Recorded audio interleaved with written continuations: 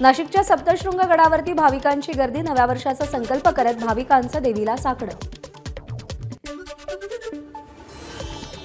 तुळजाभवानी देवीची मंचकी निद्रा सुरू, अभिषेक केल्यानंतर 7 जानेवारीच्या पहाटेपर्यंत तुळजाभवानी मंचकी निद्रा घेणार। छोटा दसरा म्हणून ओळखला जाणारा शाकंभरी नवरात्र उत्सव 7 ते 14 जानेवारी दरम्यान। नवीन वर्षाच्या स्वागतासाठी रामकुंडावर सहस्त्रदीप प्रज्वलन सोहळा, गुरुवंदना, धार्मिक गायन आणि कीर्तनानं रामकुंड गोदाघाटाचा परिसर दुमदुमला। गोंदियातील चांद सूरज गावामध्ये नवीन वर्षाच्या पहिल्या सूर्याची किरणं, महाराष्ट्राच्या पूर्वेकडील छत्तीसगड राज्याच्या सीमेलगत डोंगराच्या मधोमध चांद सूरज हे गाव। पुणेकरांकडून नवीन वर्षाचं जल्लोषात स्वागत, पुणेकरांकडून फटाक्यांची जोरदार आतिषबाजी। पाणीपुरवठा मंत्री गुलाबराव पाटील आज पदभार स्वीकारणार, पदभार स्वीकारल्यानंतर पाणीपुरवठा विभागाचा रोडमॅप देखील सादर करणार। मंत्री गुलाबराव पाटलांच्या पाळधी गावामध्ये जाळपोळीची घटना, गुलाबराव पाटलांच्या पत्नीला घेऊन जाणाऱ्या वाहन चालकाला शिवीगाळ केल्याच्या रागातून 2 गट आमने सामने आल्याची सूत्रांची माहिती। राज्यातील सोयाबीन उत्पादक शेतकऱ्यांना दिलासा, सोयाबीन खरेदीसाठी नोंदणी करण्यास 6 जानेवारीपर्यंत मुदतवाढ, पणन मंत्री जयकुमार रावल यांची घोषणा।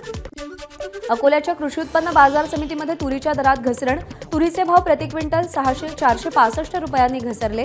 सध्या तुरीला प्रति क्विंटल सरासरीत 7,700 रुपयांचा भाव।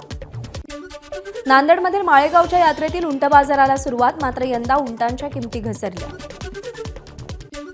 वाशिमपासून 15 किलोमीटरवर असलेल्या केकतउमरा रस्त्यावरती खड्ड्यांचं साम्राज्य, मराठवाड्याला जोडणारा रस्ता असल्यानं नागरिक त्रस्त, निवेदन देऊनही काम सुरू न झाल्यानं रास्ता रोको आंदोलन केलं।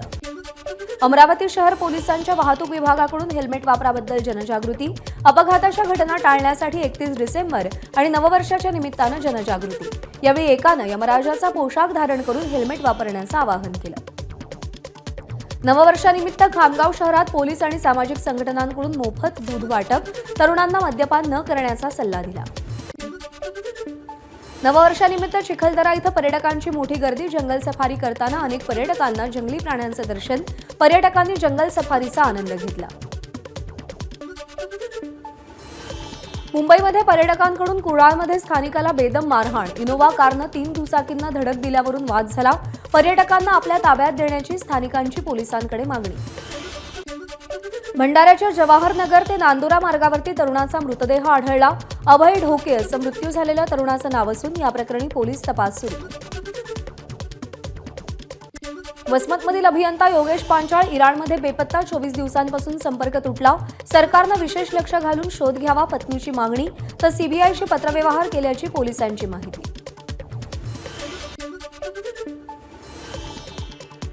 मनमाड पालिका कर्मचाऱ्यांचा प्रलंबित मागण्यांसाठी उपोषण, प्रशासनाला लेखी आणि तोंडी आश्वासनं देऊनही मागण्या पूर्ण न झाल्यानं सीटू संघटनेकडून उपोषण, मागण्या मान्य न केल्यास तीव्र आंदोलनाचा इशारा।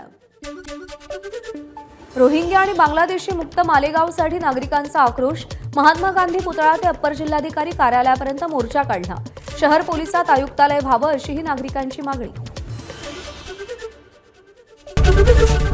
एबीपी माझा, उघडा डोळे बघा नीट।